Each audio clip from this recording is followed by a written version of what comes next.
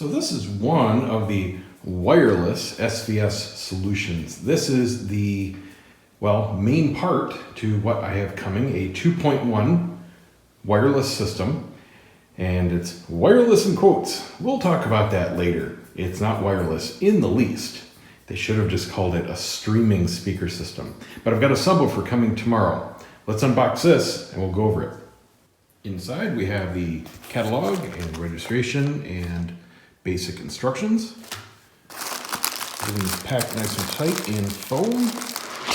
And we have a speaker wire and a power cord. And it looks like some little rubber feet for the bottom of the speakers. That's cool. Didn't know if it came with that or not. And the speakers. And that is it.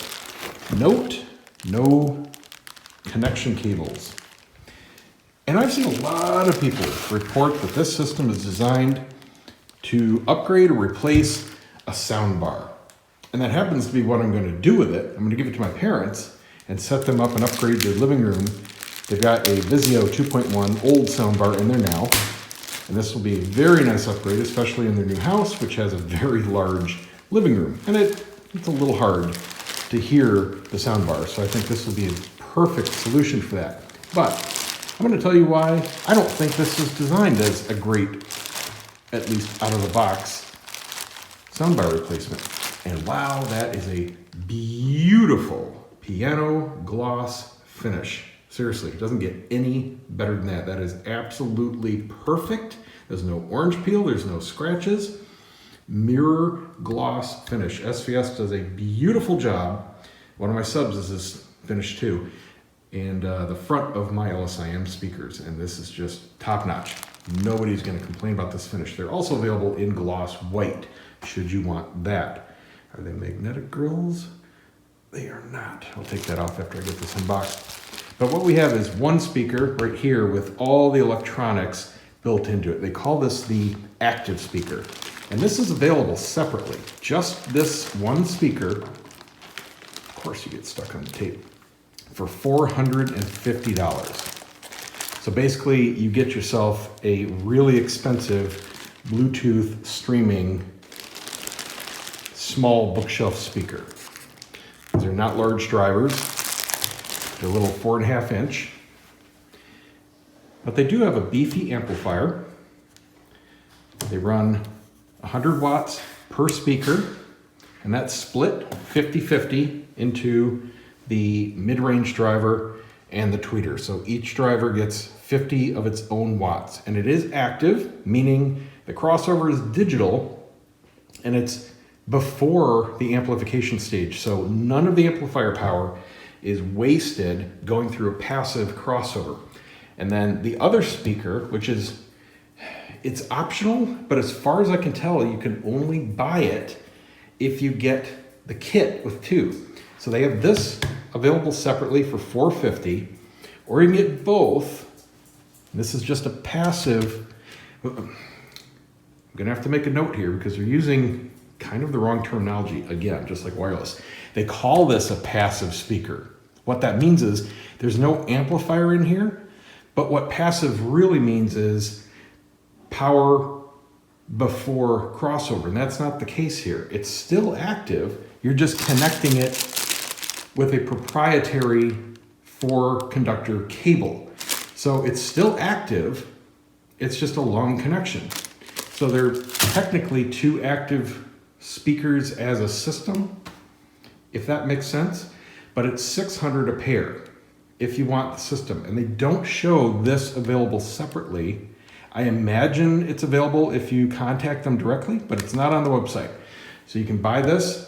I don't know if you can upgrade, but you can at least buy these as a pair. And then you can add the subwoofer, and they give you a token discount, and it's an even $1,100 with a SB1000, which is a very low-end entry-level sub, good quality, but for small spaces, a good match for these guys because nobody's going to be blasting large spaces with 4.5 inch drivers, right? So that's a perfect match. And a $1,100 for an SB 1000 and a couple of these should be a really good deal. But what I'm gonna do is play around with these. I'm gonna be testing these, and I'll take some measurements, and I'm gonna listen to a lot of music, and I'm gonna give you guys a full review, and then I'm gonna take the whole system over to my parents and swap out the soundbar, and we'll see what kind of upgrade that gives us. Now on the back, this is just an overview right now, we have all the connectivity. And this is cool. Clear a space here. Make sure nothing's on the front. Yep, I can set it down okay. This is cool because this is extremely modern. Now, there are some competitors for this type of setup, at least in general. There are none that do everything this does. Klipsch, for example, has a couple different setups. They have a 4-inch and a much larger 6.5-inch, but they don't give you all this kinds of stuff. So we have a very sophisticated streaming system built in here. All of your typical streaming music services can go right into here, including Amazon Music HD. So that's really cool. I'm looking forward to testing that. They give you a dedicated sub out. They give you analog in. This is your special 4-pin conductor. 2 pins for each driver. Remember, it is after the crossovers and after the amplification, so it's just straight power coming directly to the drivers out. Got optical in, 3.5 mil in. It connects to your Wi-Fi, so it can use Spotify Connect. And it connects to Bluetooth.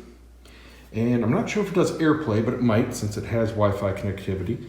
If you're just playing one speaker, if you just bought this one, you put it in mono. If you've got two, you can put it in stereo. It has Ethernet in and out. I'm assuming, I know what the in is for. That's if you're streaming your music services and you want to pull over Ethernet instead of Wi-Fi, which I do, so I can just plug this into my switch in my audio rack.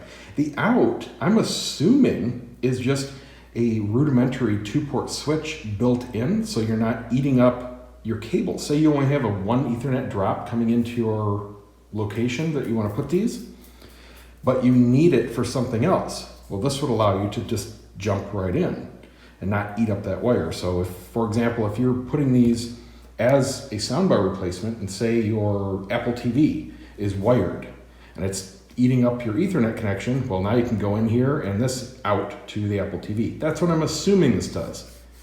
I'll check. That's the only purpose I can think of for having an Ethernet out on a smart speaker like this. And they have a USB service port. Some people have thought this will charge your iPad and iPhone, and it is proven to be low voltage, so it does not do that. It truly appears to be just a service port for factory use. Nothing to do with us. You can't put a jump drive in it or anything like that with music. And that is it for the connectivity. Now, why I specifically say this is not designed, at least out of the box, to be a soundbar replacement? Well, 2 reasons. And they're both involving things they're missing. 1, no HDMI port. Most soundbars these days, especially for 4K or anything within the last few years, connects via an HDMI cable to your TV. It is simply an integrated system to take over the sound from your speakers using ARC and sometimes CEC. So we have none of that. But most importantly, because that's not a deal breaker, I'm going to be using the aux in or maybe the optical. I can't remember in the living room I set them up with how their soundbar now is connected. It's so old it doesn't do HDMI. That's why I want to upgrade. I believe I have it in optical, but either one of these will work just to get sound from a TV. All you have to do is set the TV to variable volume instead of fixed. And then I'm assuming all I have to do is crank the volume up on this and leave it. Note there's also no power switch. If these are plugged in, they're on. Again, not your typical soundbar use. But here's the deal breaker that makes them really limited to soundbar use. There's no remote. And I don't mean there's no remote included, you have to buy it extra. I mean there is no functionality for a remote. These cannot be remote controlled. You have to physically touch it or you have to use your smartphone or tablet. That's the only way to change any settings, including the volume on here. So I can't use a universal remote control like I've set my parents up with in all their rooms and control the volume of this. It's not possible. They don't have smart devices. they're of the generation where they just never learned and have no use for any kind of smartphone. They don't even have cell phones, and they don't have tablets. So they will never be using the advanced functions of these, and all they'll have is adjusting the volume. But like I said, as soundbar use, I'm probably just gonna have to set this somewhere, leave it, and the TV will have to use its variable volume out. And I just hope there's not some noise or hum or anything, but that's it. So I don't think this is a great candidate at all for easily replacing a soundbar, which uses HDMI and has remote control capability and CEC to power on and off. So it'll work, I think. But for now, we're just gonna have some fun. I'm gonna finish unboxing these, set them up, play with them over the next few days, give you guys some test results, my thoughts on them, and then we'll see how they actually do in a larger room.